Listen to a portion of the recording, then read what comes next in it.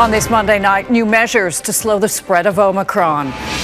Manitoba and New Brunswick impose new restrictions. We are once again urging Manitobans to limit your close contacts. As Canada grapples with surging infections. Weather warnings grip Western Canada.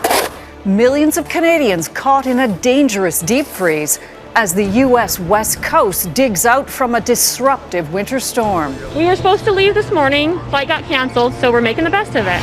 Award-winning filmmaker Jean-Marc Vallée dies at 58.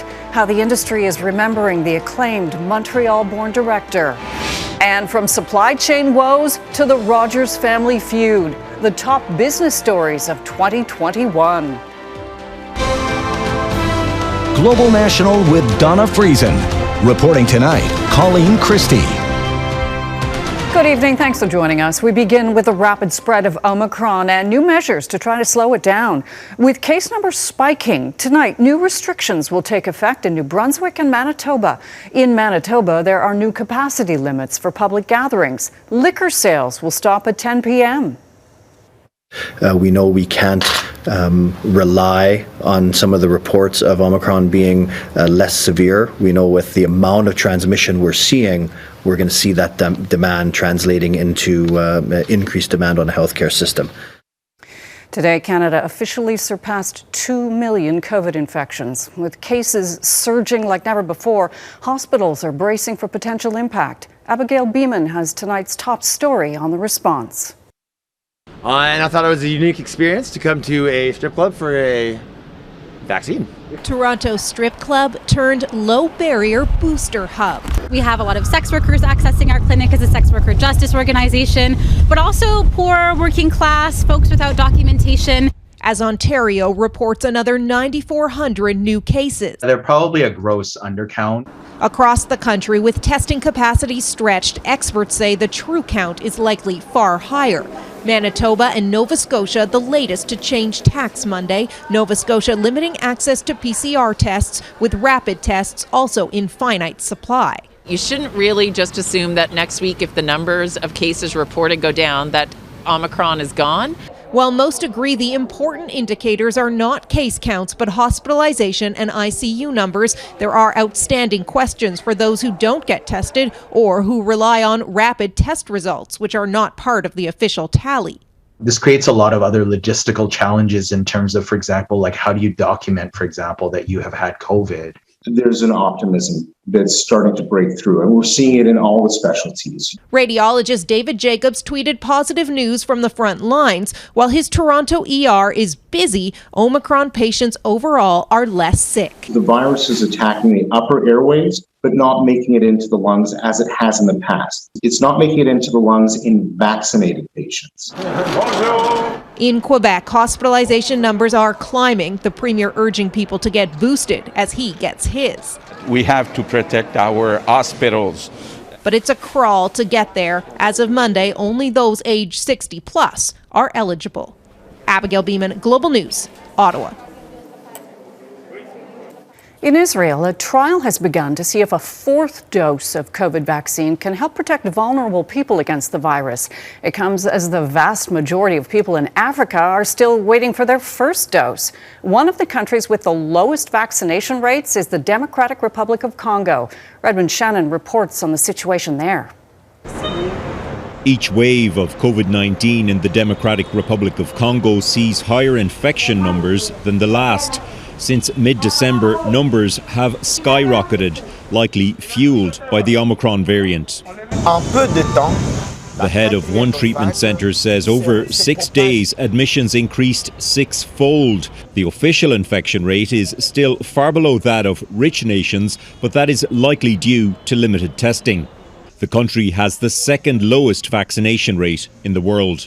Almost 82% of Canadians have had at least one dose of a COVID vaccine. Most of those people have had two. In DR Congo, less than 1/3 of 1% of people have received at least one shot. Advocates for vaccine equity say variants like Omicron will continue to appear as long as the virus spreads among unvaccinated populations. I think as Canadians, we need to think about why we're getting this third dose, and it's a result of vaccine hoarding, and it's a result of Canada securing millions of excess doses. Ananya Banerjee says Canada and others must prioritise vaccine donations and temporarily waive vaccine patents. Until then, she says new variants will keep on coming if the rich world simply tries to boost its way out of the pandemic. Back in Kinshasa, government mistrust and vaccine hesitancy remain an issue. But residents like this man say they've now seen the effect of COVID during this wave, and they need vaccines to protect themselves from it. Redmond Shannon, Global News. Here in Canada, much of the western part of the country has descended into a dangerous deep freeze. Extreme cold weather warnings are in place across Alberta, British Columbia, Saskatchewan, and parts of Manitoba. Edmonton and Calgary are dealing with wind chills ranging between -40 and -55 Celsius. It's a similar situation in the U.S., with several western states hit with winter storms. The storms knocked out power for thousands of people and disrupted traffic on the roads and in the air. Jennifer Johnson reports. In Reno, Nevada, whiteout conditions led to a 20-car pileup. Search crews were sent out to rescue people stranded in their cars in California's Sierra Mountains. In Seattle, snow and ice grounded nearly a third of the flights. We were supposed to leave this morning. Flight got canceled, so we're making the best of it. Even sunny Southern California saw the white stuff come down, a first for many residents. We came out here to enjoy some snow. It's actually their first time being in the snow. The National Weather Service issued winter storm warnings from the Canadian to the Mexican border. A 112-kilometer stretch of Interstate 80 along the Nevada-California state line was closed due to dangerous conditions. Bad timing during this busy travel week. We're happy there's snow, but then again, there's no business. But climate experts say this is a real Christmas present for California, which suffered its worst drought conditions this past year than in nearly a century. The more rain and snow we can get, the better. And because we have a huge deficit. And the longer it can stay cold in the winter, the better for keeping that snow frozen. Snowy conditions are predicted from the Sierra Nevadas to the Colorado Rockies through Tuesday, making skiers really happy, even those who decided to try out their equipment on neighborhood roads. Jennifer Johnson, Global News, Washington. A country in mourning. Coming up, how South Africans are marking the passing of Archbishop Desmond Tutu.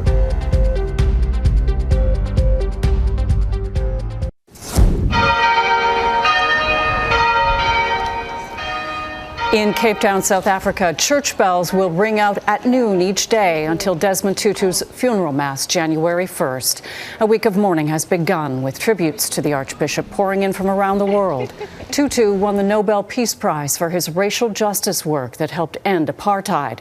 He died Sunday at the age of 90. Women in Afghanistan face another roadblock as the Taliban tightens its grip. Officials say Afghan women traveling more than 72 kilometers by vehicle must have a male companion. The directive calls on drivers to refuse rides to women without Islamic headscarves. This is the latest of many Taliban-imposed restrictions placed on women, despite promises of a less strict regime. From boardroom drama to the supply chain crisis, ahead, we recap the top business stories of 2021. You're watching Global National. With the new year just around the corner, tonight we are looking back at the top business stories of 2021. It was a busy year with no shortage of drama, from a family feud at Canada's largest telecom firm to supply chain disruptions and surging real estate prices. Here's Ann Gaviola.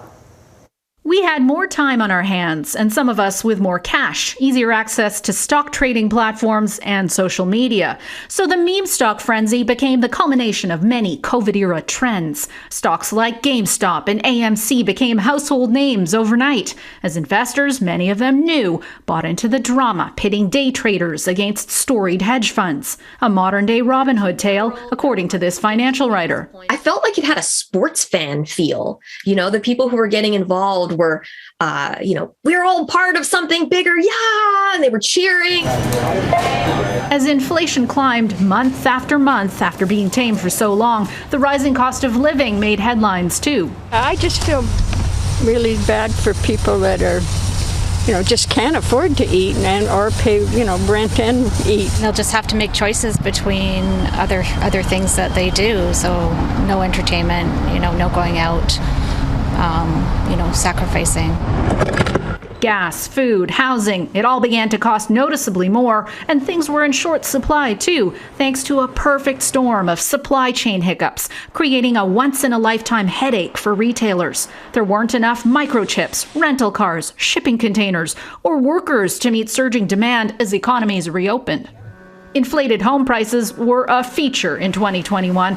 Real estate companies say it built on momentum from a massive surge of interest in bigger houses and more living space in 2020. A supercharged focus on the importance of where they lived because it had become their kids' school, their place of work, in addition to their restaurant and their gym and everything. And low mortgage rates fueled the frenzy. I'm confident in the future in Tesla. Elon Musk was everywhere too. His space race against Jeff Bezos, Tesla accepting Bitcoin and Dogecoin as payment, his tweets, his eye-popping U.S. tax bill, and his selection as Time Magazine's Person of the Year.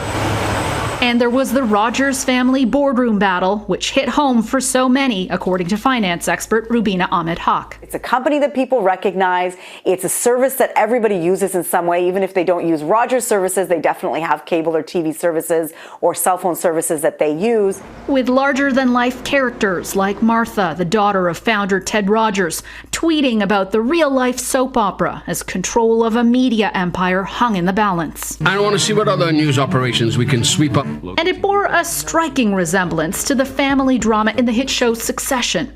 Now, ultimately, Edward Rogers won the legal battle, but the jury's still out on who won in the court of public opinion.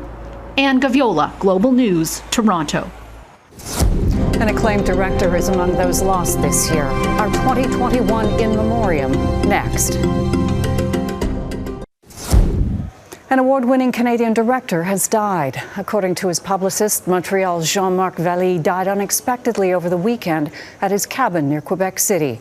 The acclaimed Dallas Buyers Club director won an Emmy for his work on the HBO series Big Little Lies. He's being remembered for his creativity and authenticity. The cause of the death is still unknown.